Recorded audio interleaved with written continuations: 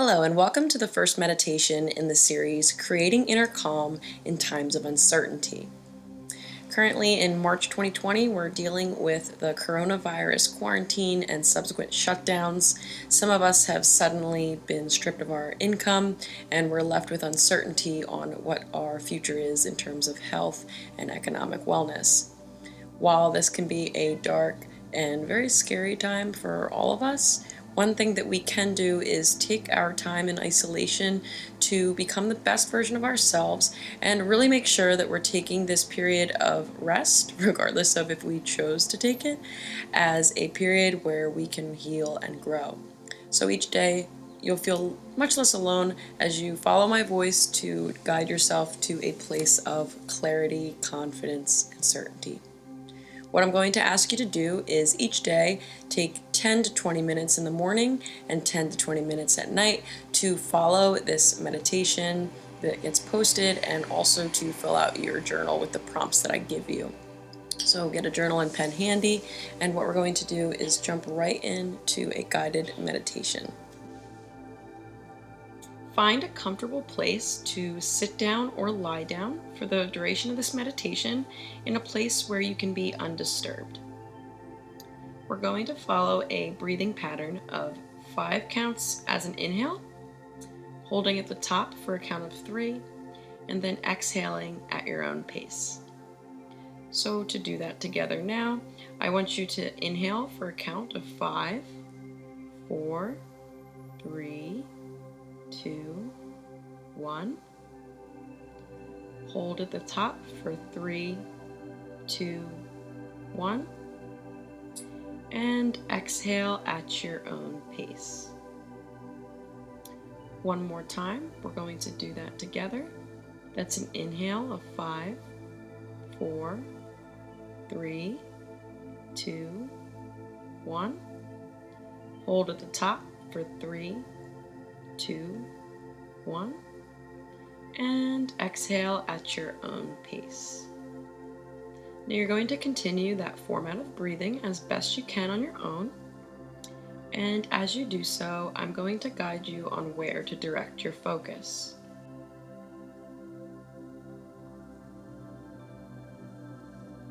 As you take each inhale, I want you to tune into the sensation of your lungs gradually expanding. Pay attention to what it feels like in your body to hold that air after the inhale. And when you exhale, pay attention to how it feels for all of the air to empty from your lungs. Bring your attention to how breathing feels in your chest, in your ribs, your back. Pay attention to if your shoulders rise and fall. If you feel any sensation in your neck or throat as you breathe.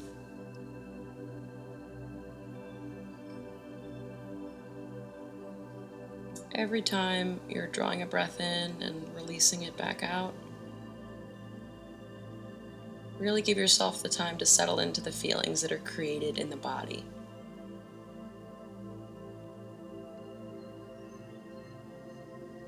Notice how it feels to touch the surface that you're seated on or laying down on. Which body parts come in contact with this surface? How does the surface feel underneath you?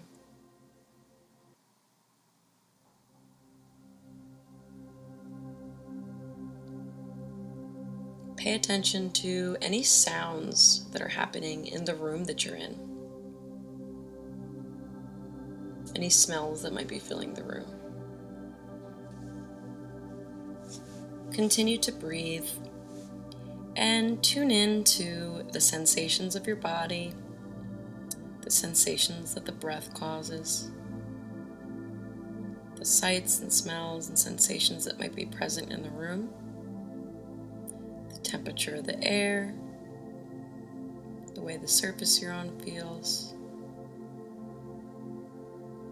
Pay attention to these things one at a time, picking one thing to focus on for each breath you take in.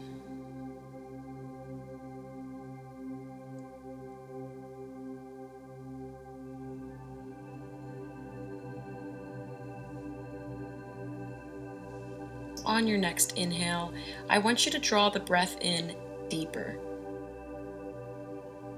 Still hold for that count of 3. And when you exhale on this breath, I'd like you to really focus on emptying everything in your lungs. Release the breath as deeply as you drew it into yourself. For the next several breaths, I'm going to give you the space to deeply draw in that air. Hold at the top, and then breathe out. Breathe out deeply as if giving a huge sigh of relief. Focus on that for the next few breaths, remembering to pay attention to the physical sensations of breathing as you do so, and noticing anything that comes up.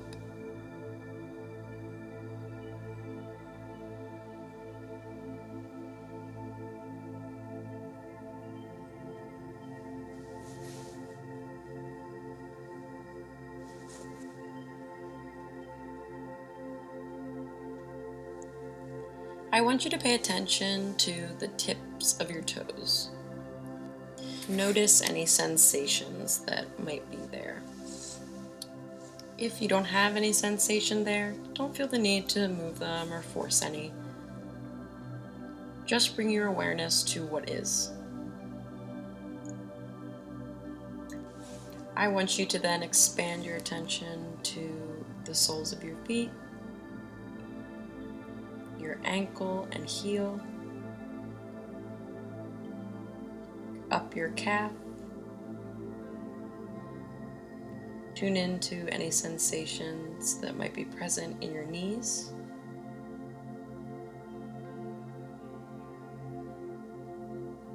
And then move up to your thighs and pay attention to any sensations there. How it feels for them to be touching the surface that you're seated down on or laying on. Pay attention to any tightness you may feel.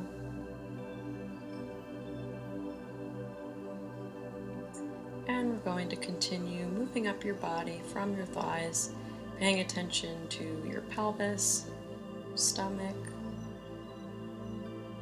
the small of your back, and your spine.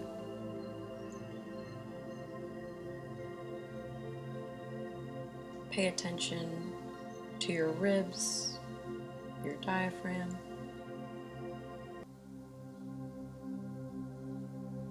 your chest and collarbones. We're drawing our attention with each breath up the body, feeling any sensations that might be there. Not moving or forcing anything, just tuning in to what might already be present. Pay attention to any feelings you might have in your shoulder blades or the back of your neck. And finally, pay attention to anything you might be feeling in your head. Draw your attention to your ears, and then your face. And then on your next inhale, I want you to pay attention to how your entire body feels as a whole.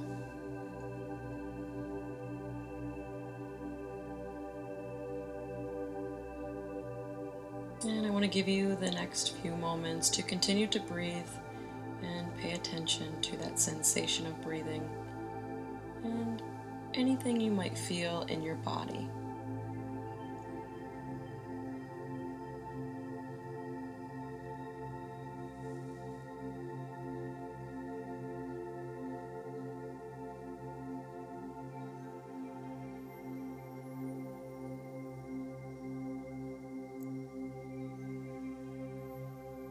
If you find that any thoughts creep up or any feelings and sudden emotions come up, feelings of fear or grief, even excitement or joy, maybe anger or boredom, any emotion that comes up, I want you to tune into that emotion. Pay attention to how it feels in the body when you have a certain emotion, and pay attention to any thoughts that come up. A good way to think about this, if you've ever laid on your back and looked up at the sky watching clouds pass, when you watch the clouds pass, you don't confuse the clouds as part of your identity, you just view them as this separate thing from yourself that you're observing. I want you to view your thoughts in the same way. It's important to remember that if you have thoughts during meditating, that's actually not failure, it's success. You're successful at meditating when you notice where your attention is going. So the very act of noticing that you're distracted and noticing that you're having thoughts is positive. It's only when we confuse the thoughts with our actual reality or identity that we fall into trouble. If we can realize that our thoughts and feelings come up for a variety of reasons, including news we may have watched, people around us and things they might have said to us, our very environment and the things we hear and see and smell on a daily basis. Everything we interact with in our environment contributes to the thought patterns that we then develop. We don't need to know why we have a particular thought in order to control our response to that thought or emotion. So when something comes up, simply observe it. Draw your attention to your body, to your breath, and don't try to change anything. Just notice what comes up when you're in that state of that emotion or caught in that thought. If a particular thought or emotion is very upsetting or disturbing and draws you into it and you feel that you might be panicking, return your focus to your breath. Realize that you are not this thought or emotion, you're simply having this thought or emotion. And as many times as you need to, bring yourself back to your breath and this moment. It's important to realize that no matter how intelligent you are, or how many times that your fears or predictions have been correct in the past, your thoughts and worries are simply a reflection of the environment that you've been in recently, past memories and experiences, or even something your mind might believe is helpful in this moment, but isn't actually based on the reality going on around you. It's important to realize that the only thing that's certain is this exact moment that you're seated in right now. So when you're paying attention to the way your breath feels or the state of the room, that's all there is. The worries or the hopes, the fears, the doubts, these are all within your own head. The only thing that's certain right now is this exact moment. And that's not blind optimism or me trying to make you feel better. It's simply the truth. The only thing we have is right now. And if you're tuned in to the way you feel and you're aware of what's going on, you're in the best possible position to make a sound decision for your highest intentions and your highest good. So anytime you find yourself scattered or fearful, bring yourself back to the breath and remind yourself that the absolute truth is right here in the moment. There's nothing more or less than that. It may feel that since we can't control the world around us, that we just have no control at all. And while that fear might seem justified and seem very real, it's important to realize that we have ultimate control over how we act in this moment. No matter what the world throws at us or what goes on around us, it's important to remember that we always have a choice on how to respond. We always have assistance available to us, no matter how alone we might feel. And in times of global crisis, we are not the only one suffering financial hardship, spiritual hardship, health or emotional hardship. In times of global crisis, we all share the same pain and fear. And when we create the space to have a daily practice like meditation, where we can tune into our emotions, realize they're not our identity, and create the space to respond more rationally to the world around us, We're also creating the space to produce better solutions in our actions that can move the world forward. Now, while this might sound like wishful thinking, it's important to realize that who we are as individuals and how we contribute to the world can have an impact on how everything operates. You might just feel like one person, but understand that when you're the best version of the person you are, you help everyone. I'd like you to take one more deep breath in. Hold that breath for the count of 3. And deeply exhale for one final time before thanking yourself for taking the time to complete this meditation. In these last final minutes of this video, we're going to begin journaling, and I'm going to give you prompts that will help you to evaluate how to best spend your time in this isolation period. While we can't change what happened, and it feels like something that is out of some kind of weird dystopian novel, at the same time, we can choose to be proactive and create an opportunity out of the chaos. So get your journal and pen out, and after each step that I'm going to go over, make sure to pause this video so that you can fully process everything that I've asked you to do, and also really take some reflection time. This isn't something that should be rushed. It's an activity that you should take time out of your day to really sit down and fully be present for. So without further ado, let's get moving. Now, in this first step, what you're going to do is make a list of all of the things that you've lost since all of the craziness with coronavirus and subsequent shutdowns has happened. If really strong emotions come up from this, I want you to understand that it's actually important to feel them, and by no means should you shut them off or get angry with yourself for feeling that way. I want you to take the space again to pause this video, and as you write this list out, really get clear on just what it is that you are upset about. Understand what it is that this experience has taken from you. Take the time to do that now, and then we'll return with the next step. Now, once you've paused the video and you've gone into detail on what it is that this experience has taken from you, we're going to move into step 2, which is going to be for you to list everything that you were working towards before all of this chaos happened. So any goals that you were working towards, any type of change you wanted to make, go ahead and write that on this second list. And this can also include anything that you want to work towards, anything you want to be. Write this down now, and again, pause the video here so you can fully reflect on this. I'm now moving on to the third list, assuming you took your time to pause the video and write the second one. And what we're going to do for this column is I want you to look at the list you made of the things that you've lost in this experience.